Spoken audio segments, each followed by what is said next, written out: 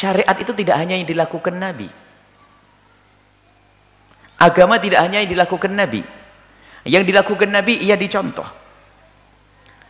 Ada yang diucapkan oleh Nabi, dan yang diucapkan Nabi difahami, ditafsir oleh para ulama menjadi bermacam-macam pemahaman.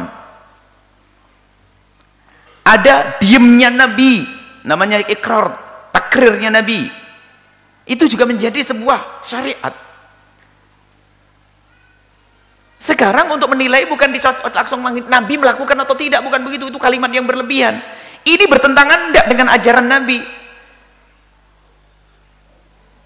Kalau alasannya Nabi tidak pernah melakukan, alangkah banyaknya keharaman dan semuanya neraka. Misalnya dicampurnya antara sesuatu, akhirnya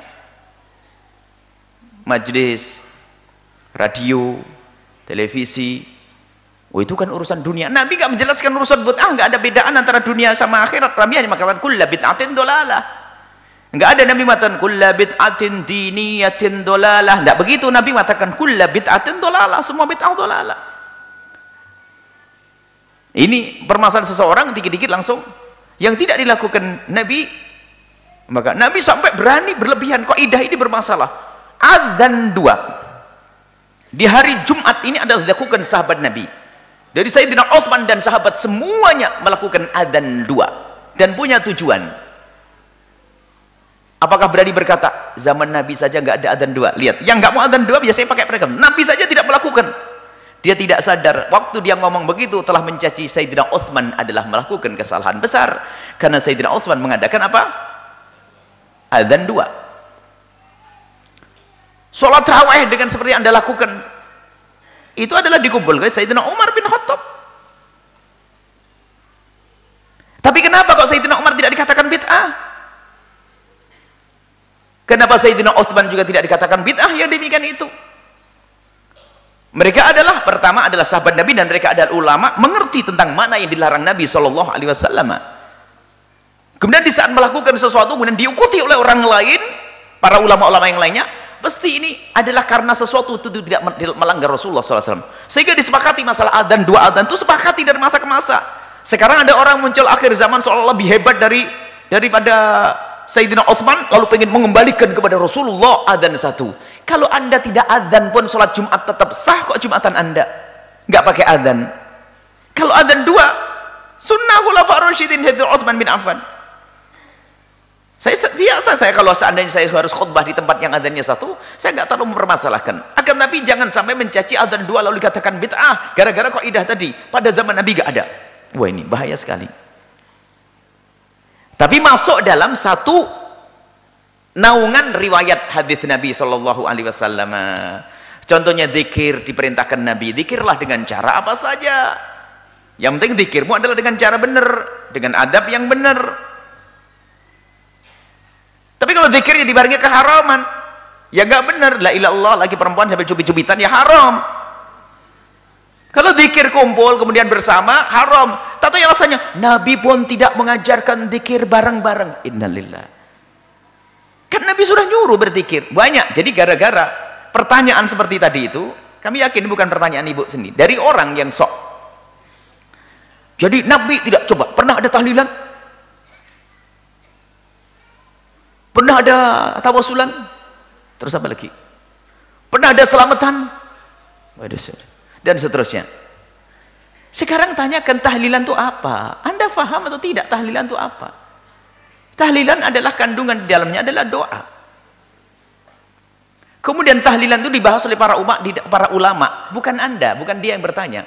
Makanya orang yang mempertanyakan tentang tahlilan itu menunjukkan, mohon maaf, ketidakmengertian dia tentang ilmunya para ulama.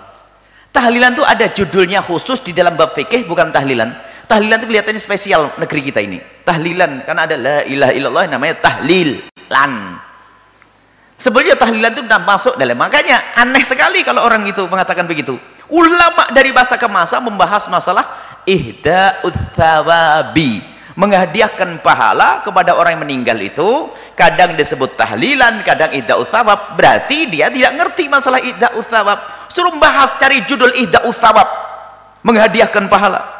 Bahkan orang yang sangat diagungkan oleh orang yang anti tahlil, imam mereka memperkenankan dengan terang-terangan. memperkenankan, berarti dia seolah-olah lebih hebat dari gurunya itu. Dia orang, mohon maaf, dia perlu diobati, dia sakit. Jadi pembahasannya tahlilan bukan begitu menghadiahkan pahala. Lah ini ada ndak? Bagaimana pendidikan yang diambil dari Nabi? Orang satu amalan tapi pahalanya untuk orang lain. Ada ndak contoh dari Nabi? Apakah Nabi mengizinkannya?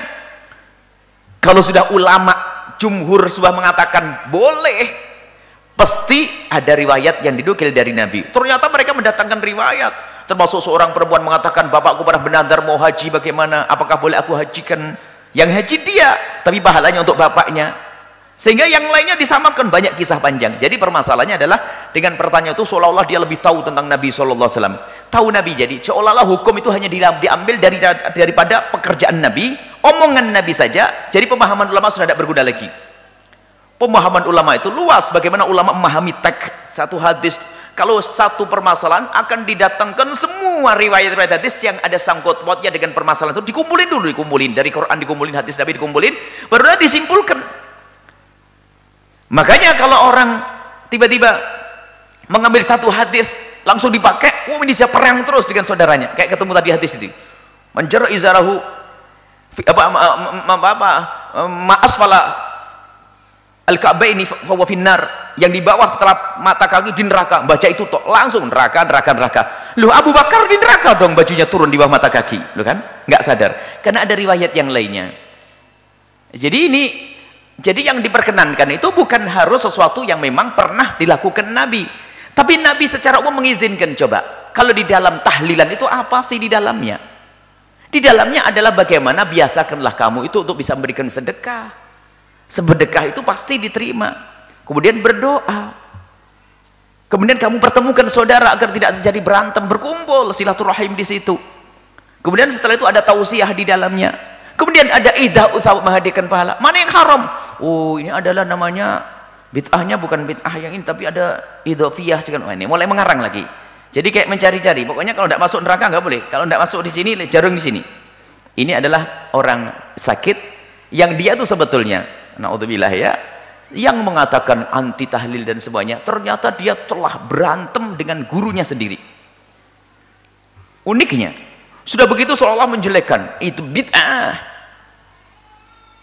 Sampai saya kemarin ada orang beri kabar, kok masih ada ya orang bahas begitu, kunut katanya bid'ah, ajib, dengan tegasnya. Ada video kecil yang dibagi, ajib, kunut bid'ah, imam-imam mereka saja sudah mengatakan nggak apa-apa, kok kunut? Ini hanya khilaf di antara madhab. Jadi memang kedangkalan ilmu seseorang. Makanya yang tiba-tiba mengatakan bid'ahnya kunut, itu biasanya satu paket yang serta-merta mengatakan bid'ahnya tahlilan ini. Dan dia tuh sudah berlawanan dengan guru-guru mereka sendiri. Karena itu bukan ilmu dia, hawa nafsu dia. Hawa nafsu. Allahu a'lam bishawab. Jangan dosa dengan hawa nafsu. Jadi tahlilan itu isinya apa? Apakah diajarkan Nabi? Masalah dilakukan di depan Nabi atau tidak? Ini bukan sesuatu kebaikan yang ada hari ini, tidak harus pernah dilakukan pada zaman Nabi. Tapi mungkin Nabi mengisyaratkan, Nabi memerintahkan terang-terangan, atau Nabi mengisyaratkan dalam satu dalil umum, bisa. Kalau Nabi mengatakan, hendaknya kalau kamu mendapatkan nikmat syukuran. Lah kok syukuran haji jadi bid'ah itu gimana? Nikmat kan orang bisa haji. Bid'ah. Karena Nabi tidak mengajarkan syukuran haji. Walah habis semuanya. Tentunya pindah rumah syukuran. Bid'ah. Ajib, orang pindah rumah biar dibacain doa tetangganya, bid'ah.